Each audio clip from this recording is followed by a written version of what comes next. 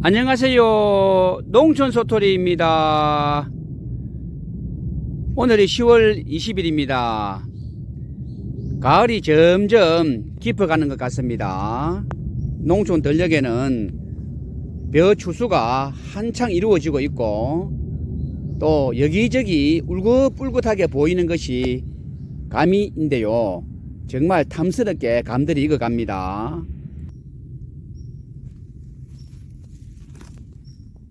족파 재배는 참 쉬운 작물에 속합니다. 자그마한 틈만 있어도 누구든지 파종을 해서 드실 수가 있습니다. 저는 이곳에 여러가지 작물이 심겨져 있습니다. 특히 마늘을 좀 심었는데요. 8월 초순경에 석회고토와 퇴비를 넣고 1차로 로타리를 하였습니다. 석회고토는 토양 계량제이기 때문에 3년에 한 번 정도만 살포하셔서 재배를 하여도 토양이 산성화되는 것을 예방해 줍니다. 2차로 25일이 지난 후에 원예 복비와 살충제와 제초제, 붕사를 넣고 로타리를 하고 밥 만들기를 완료하였습니다. 그리고 9월 중순경에 족파를 파종을 하여 오늘 일부 또 수확도 하였습니다. 족파의 생육기간은 보통은 50일 정도로 생각하시면 됩니다. 족파 파종 시기는 8월 중순경에서 10월 초순경까지 가능합니다. 8월 중순경에 심게 되면 10월 하순경에 수확을 해서 드실 수도 있습니다. 9월 중순경에 하게 되면 김장철에 사용할 수도 있습니다. 굵은 족파를 만들기 위해서 제가 몇 가지 나누고자 합니다. 이 족파는 가늘면 다듬기도 번거롭고 손이 많이 갑니다. 그래서 굵은 족파를 다들 좋아하는데요. 굵은 족파를 만들기 위해서는 첫째로 종자가 커야 됩니다. 종자가 크면 무조건적으로 순이 올라올 때 크게 올라옵니다. 여기 종자가 하나를 심었는데 사실은 여러 개가 지금 분열이 된 상태로 나왔습니다. 아주 굵습니다. 그런데 이것은 종자가 작은 거이기 때문에 가늘게 올라왔습니다. 종자를 선택할 때 굵은 것을 선택하면 정말 처음부터 굵게 올라온다는 것입니다. 두 번째, 파종 간격입니다. 파종 간격을 상업적으로 하시는 분들은 20cm 이상을 하시는 경우가 많습니다. 그런데 작은 텃밭일 경우에는 한 15cm 정도 하는 것이 좋을 것 같습니다. 저는 여기 한 10cm 정도로 하였는데요. 다른 것을 심기 위해서 그래 하였습니다. 보통은 15cm 정도를 하게 되면 서로 간섭도 덜 받고 양분의 경합도 덜 일어날 것입니다. 그러기에 파종 간격이 좀 중요합니다. 세 번째는 잡초입니다.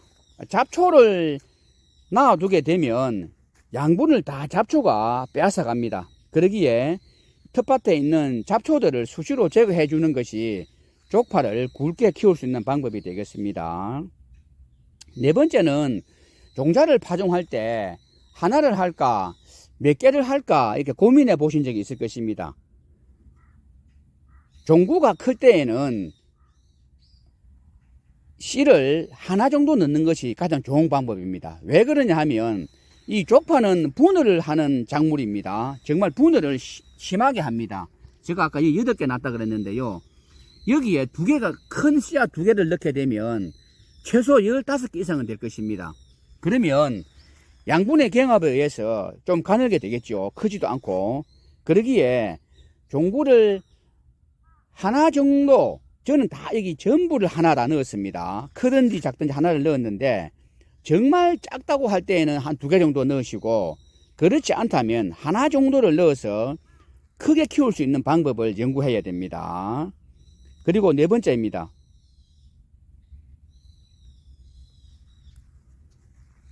싹이 나서 키가 한 10cm 정도 자랐을 때 저는 이렇게 하였습니다. 이 골을 파고 퇴비를 넣었습니다. 이 퇴비가 지금 보이죠? 까맣게.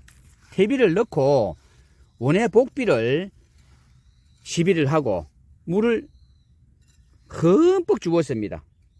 그렇게 되면 이 양분들이 물 때문에 빠르게 식물체로 전달이 됩니다. 그러면 정말 빠른 시간 안에 양분을 먹은 파들이 굵게 됩니다. 제가 정말 많이 굵어졌습니다. 이렇게. 정말 많이 굵어졌습니다. 물론 가는 곳도 많이 있습니다. 추비를 해주는 것이 정말 양분을 빠르게 공급해주는 방법이기에 굵어집니다. 그리고 5번째입니다. 제가 이렇게 북주기를 하였습니다. 쪽파밭에 무슨 북주기냐 할 수가 있는데요. 보통 북주기는 대파에 많이 합니다. 대파의 흰 줄기를 선호하기 때문이죠. 그런데 쪽파도 마찬가지입니다. 지금 이렇게 가만히 놔두면 이 상태로 그냥 크게 됩니다. 그런데 지금 이렇게 제가 북을 주었습니다. 그렇게 되면 훨씬 하얀 부분이 많이 생기게 되고 또 흙이 더 많이 두텁게 양옆으로 있기 때문에 양분의 공급도 많아집니다. 그러기에 굵은 쪽파가 만들어질 수가 있습니다. 쪽파 재배에 조금 힘들게 하는 것이 고자리파리 뿌리 응애가 되겠습니다. 고자리파리 뿌리 응애를 처음부터 잡기 위해서 제가 서두에 살충제를 시비했다 그랬는데요. 그리 하고도 병증의 표시가 나타난다 그러면 한 번 더 고자리파리 뿌리 응애 약을 관주를 하셔도 되고 또는 잎제를 살포하셔도 됩니다. 그렇게 해주시면 되고 잎끝이 마르는 현상들이 일어나고 있습니다. 대부분은 고자리파리가 아닌 칼슘이 부족해서 일어날 수가 있습니다.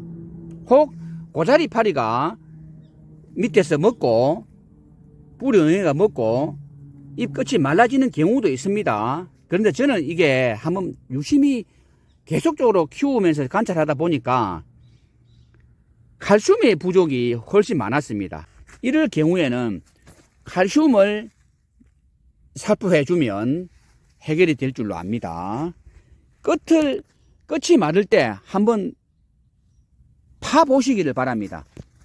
이렇게 파 보셔서 병증이 있는지 없는지를 보시고 만약에 병증이 없다면 칼슘 부족입니다.